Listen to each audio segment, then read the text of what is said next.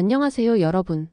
오늘 우리가 주목할 뉴스는 2025년 경주에서 열린 아시아태평양 경제협력체 APEC 정상회의에서 나온 충격적인 합의입니다. 바로 한국의 핵추진 잠수함 SSN 건조 승인 소식입니다. 이 소식은 대한민국 국방 역사에서 수십 년 된 수건이 마침내 결실을 맺는 역사적 순간으로 평가받습니다. 도널드 트럼프 미국 대통령은 한국이 현재 보유한 기동성이 떨어지는 디젤 잠수함 대신 핵 추진 잠수함을 건조할 수 있도록 자신이 승인했다고 소셜미디어 트루스 소셜을 통해 전격 발표했습니다. 이는 이재명 대통령이 한미 정상회담에서 핵 잠수함의 핵심인 핵 연료 공급에 대해 결단을 요청한 바로 다음 날의 일이었습니다. 핵 추진 잠수함은 일반 디젤 잠수함과는 비교할 수 없는 전략적 가치를 가집니다. 디젤 잠수함은 자막 능력이 떨어져 작전에 제한이 따르지만 핵 추진 잠수함 SSN은 수개월 동안 수면 위로 떠오르지 않고 은밀하게 작전 수행이 가능합니다. 한국 정부는 이 능력이 북한뿐만 아니라 중국 잠수함의 활동을 추적하는 데 필수적이라고 강조했습니다. 트럼프 대통령은 이 잠수함이 한국 기업 하나오션이 인수한 필라델피아 조선소에서 건조될 것이라고 밝히며 미국의 조선업 부활을 함께 기대했습니다. 이 승인 소식은 동북아시아의 군사적 균형에 거대한 파장을 던지고 있습니다. 특히 주변국인 중국과 일본 그리고 대만은 이 새로운 움직임에 대해 경계와 우려 혹은 전략적 계산을 시작했습니다. 이 핵추진 잠수함 건조 승인이 동북아 정세에 어떤 영향을 미칠지 주요 국가들의 반응을 심층적으로 분석해 보겠습니다. 한국의 핵추진 잠수함 획득 소식은 주변국 언론의 헤드라인을 장식하며 새로운 전략적 현실을 예고하고 있습니다. 이 움직임은 북한 위협 대응을 넘어 중국과 일본의 안보 지형에 직접적인 영향을 미치기 때문입니다. 중국 언론의 경계와 계산된 침묵. 중국은 APEC 정상회의 기간 중 시진핑 주석과 트럼프 대통령 간의 중요한 만남이 예정되어 있었기에 한국의 SSN 승인 소식에 대해 공식적으로는 매우 신중하고 절제된 반응을 보였습니다. 외교적 충돌을 피하려는 계산이 깔려있는 것입니다. 그러나 한국 대통령이 핵잠수함의 필요성을 언급하며 중국 잠수함 추적의 제한을 해소하려 한다고 공개적으로 밝힌 만큼 중국의 속내는 다를 수밖에 없습니다. 한국의 SSN 획득은 중국의 해양 전략에 직접적인 도전으로 비칠 수 있습니다. 중국 관련 외신인 아시아타임즈는 한국의 SSN 승인 직전 중국이 AI 해상 네트워크 등 첨단 군사기술 개발에 박차를 가하고 있음을 보도하며 지역 내 군비 경쟁의 심화를 간접적으로 시사했습니다. 이 기사가 전하는 중국의 군비 증강 움직임은 한국의 SSN 획득이 미국의 대중국 해양봉쇄 전략과 맞물려 중국의 태평양 진출을 어렵게 만들 수 있다는 분석과 연결됩니다. 중국은 이전에 한반도 긴장 고조에 대해 미국과 한국에 경고한 바 있어 이번 SSN 승인에 대해 극도의 전략적 경계를 하고 있으며 이는 단순히 대북 억지력을 넘어선 미국의 대중국 전략의 일환으로 해석하고 있을 가능성이 큽니다. 일본 언론 한국의 비원 성취와 자국 안보 논쟁. 일본 언론들은 한국의 핵추진 잠수함 건조 승인 소식을 매우 상세하고 비중 있게 다루었습니다. 이는 한국의 군사력 증강이 자국 안보에 미칠 영향과 동시에 일본 내부에서도 핵 잠수함 보유 필요성이 논의되는 시점과 겹치기 때문입니다. NHK 방송은 트럼프 대통령의 소셜미디어 발표 내용을 상세히 전달하며 한국의 이재명 대통령이 정상회담에서 이 협조를 요청했음을 보도했습니다. 일본은 한국의 SSN 획득을 동북아시아에서의 단순한 군사력 증강이 아닌 전략적 지위 변화로 인식하고 있습니다. 산케이 신문은 핵추진 잠수함 개발 및 보유가 보수와 진보 진영을 불문하고 역대 한국 정권의 오랜 염원이었음을 강조하며 이재명 정권이 미군 부담 경감을 호소하며 마침내 비원 성취를 도모하려 한다고 분석했습니다. 이 신문은 과거 미국의 농축 우라늄 공급 거부가 한국의 SSN 미보유에 결정적인 영향을 미쳤음을 해설하며 이번 트럼프 대통령의 승인이 가지는 외교적 의미를 높이 평가했습니다. 일본 언론은 이처럼 한국의 SSN 획득 과정을 자세히 분석하며 일본 역시 유사한 핵 추진 능력을 확보할 수 있을지에 대한 내부적인 검토 필요성을 촉발하는 모습입니다. 대만 언론 확산 논란과 기술적 난제 집중 보도. 섬나라인 대만은 해양 안보에 매우 민감하며 특히 한국의 SSN 획득이 가져올 핵 비확산 문제와 기술적 난제에 주목했습니다. 대만 언론은 한국의 SSN 획득을 미국이 영국과 호주의 핵 추진 기술을 제공하기로 한 오커스 협정과 비교하며 국제적인 확산 우려를 제기했습니다. 대만 중앙통신은 트럼프 대통령의 극적인 조치로 한국이 핵 추진 잠수함을 보유한 소수 국가 클럽에 합류하게 되었다고 보도했습니다. 이 기사는 특히 미국 전문가의 분석을 인용하며 핵 추진 잠수함이 통상 고농축 우라늄을 사용하기 때문에 국제원자력기구 IAEA의 복잡하고 새로운 안전조치 메커니즘이 필요하다고 지적했습니다.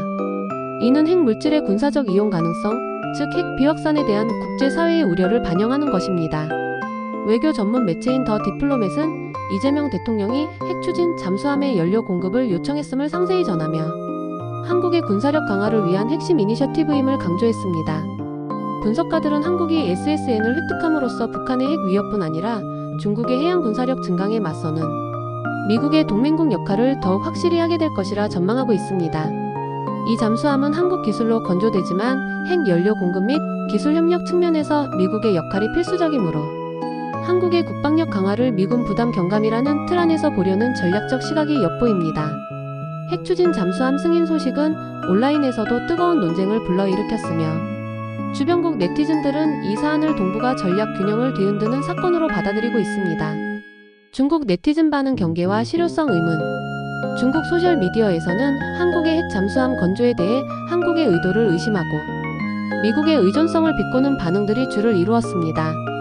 한국이 핵 잠수함을 만드는 것은 북한을 겨냥한 것이 아니라 우리를 겨냥한 것입니다. 아시아의 군비 경쟁이 또다시 시작될 것이고 지역 불안정 요인만 늘어납니다. 한국에 그 기술이 있습니까? 결국은 석유를 태우는 가짜 핵 잠수함이나 만들고 미국이 연료를 제공해 주기를 기다려야 하는 것 아닙니까? 웃기는 일입니다.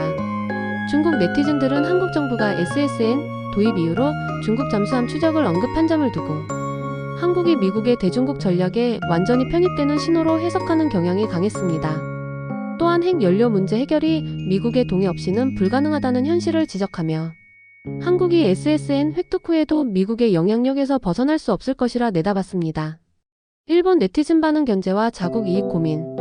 일본 네티즌들은 한국의 잠수함 전력 증강에 대해 상당한 경계심을 드러내면서도 한국의 외교적 성과에 대해서는 인정하는 복합적인 분위기였습니다. 특히 한국의 핵 잠수함이 한일 간의 해양 영유권 분쟁에 미칠 영향을 걱정하는 목소리가 높았습니다. 핵 잠수함은 확실히 훌륭한 억제력이고 한국에게는 항공모함보다 훨씬 낫습니다. 하지만 독도 다케시마 분쟁은 어떻게 될까요?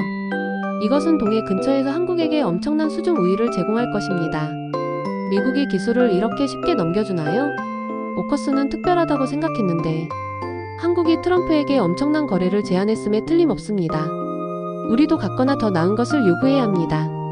이러한 반응은 한국의 SSN 획득의 동맹으로서의 협력을 강화할 수 있지만 동시에 지역 내 잠재적인 전략적 경쟁 심화의 씨앗이 될 수 있다는 복잡한 심경을 보여줍니다.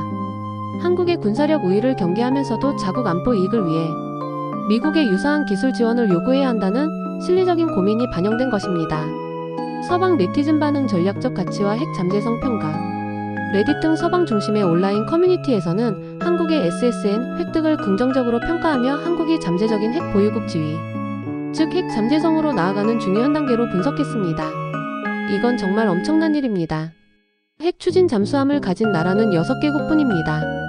지정학적 환경이 바뀌어 한국이 핵무기를 추구한다면 이미 핵 추진 잠수함을 가지고 있다는 것은 한국이 즉시 핵 트라이어드 3축 체제를 갖추게 됨을 의미합니다. 핵심은 핵 재처리와 농축일 것입니다. 이재명 대통령이 이에 대해 언급한 이후 조용히 있는 데는 다 이유가 있습니다.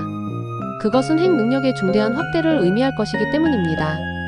서방 네티즌들은 핵 추진 잠수함이 항공모함보다 한국의 지리적 환경에 훨씬 효율적인 방어 자산이며 이를 통해 한국이 지역 강국으로서의 전략적 입지를 더욱 굳건히 할 것이라 전망했습니다.